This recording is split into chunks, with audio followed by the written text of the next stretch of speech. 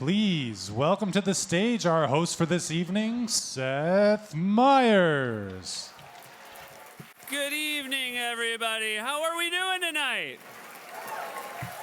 It is so lovely to be here. Make some noise if you have been at one of these before.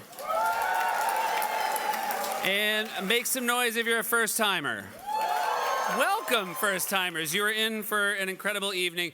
My name is Seth Meyers, and I have a wonderful history with this event and this organization, thanks to my wife, Alexi Ash Meyers, who works for Sanctuary Family. Make some noise for Alexi, everybody.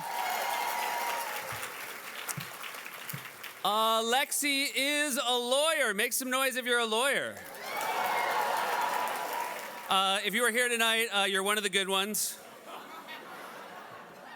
And I am always incredibly impressed with anyone who can, pass the bar and go to law school and do everything you do. But I want to talk about the real heroes. Who in this room tonight is married to a lawyer? What a life we have chosen for ourselves. What a terrible, arduous life. It is just so deeply unfair to be married to a lawyer based on how many spousal arguments you have where they just have an incredible advantage. Like, my wife is a former prosecutor, and I feel like in every argument we have, she's also a prosecutor. She just shows up incredibly well prepared, and she has all this evidence ready. And I always feel like I'm like an overworked public defender who just found out I have the case. And I'm just showing up with like papers coming out of my briefcase and like mustard on my tie. And making it worse, my wife is also the judge. Today we are going to obviously be talking about all the great work this organization does for families. And so I would like to just share a quick update on my family. Because in these turbulent times, I think it's very important to find joy wherever you can. I'm getting a lot of joy from my family right now, my children. I have two boys. They're 9 and 7. I have a daughter who is 3. I have something I can't tell if it's very funny or very sad, but I do know it's very interesting. And it's this. My older son really wants to be funny, and my younger one is. It is not even close. Now, the older one is funny all the time, but by accident. He'll ask a genuine question, and he won't understand that there's like an underlying comedy to it. Like the other day, he said to me, "Hey, Dad," and I said, "What?" He said, "I have a question." I said, "What's your question?" He said, "When you die, do I get your show?"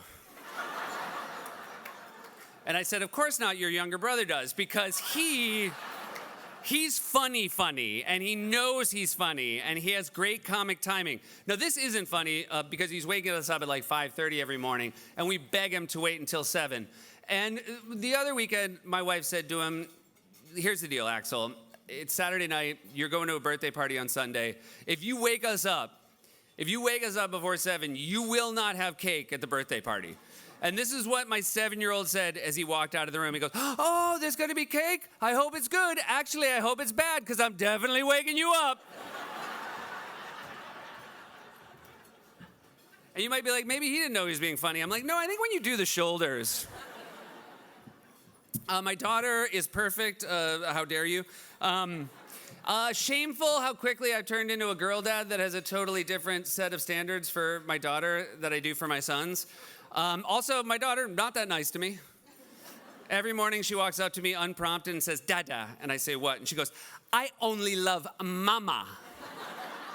Every morning, no fail. And then the other day she came up to me and goes, "Dada," I go, "What?" And she goes, "I love you a little bit." And my heart melted, and I just realized this is what is so unfair. My daughter says she loves me a little bit, and I'm like, I would do anything for you. If either of my boys said, "I love you a little bit," I would be like, then you're only getting a little bit of fucking dinner.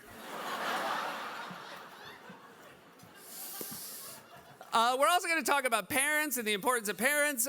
My parents are amazing, and I'm very close to them. And, they're getting older, but it's really impressive. My dad especially.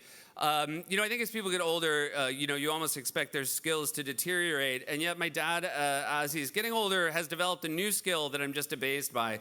My dad has this new ability. He can describe the entire plot of an episode of television in exactly as long as it would take you to watch it.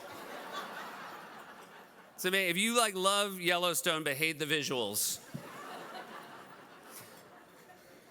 My dad, sorry, not my dad. My mom was recently diagnosed with a condition. The condition is if she doesn't ask me a question every 30 seconds, she dies. My mom asks me questions like she's wearing a wire. She's like, what airline are you flying to get here? I'm like, JetBlue. She's like, what time does it take off? I'm like, 2. She's like, what airport are you going out of? I'm like, LaGuardia. She's like, and if I was looking to move some heroin? We're so genuinely grateful that you chose to join us here tonight. As you'll see over the course of the evening, it really is an exceptional organization. And it is now my pleasure to introduce Sanctuary for Families Chief Executive Officer, the Honorable Judy Harris Kluger.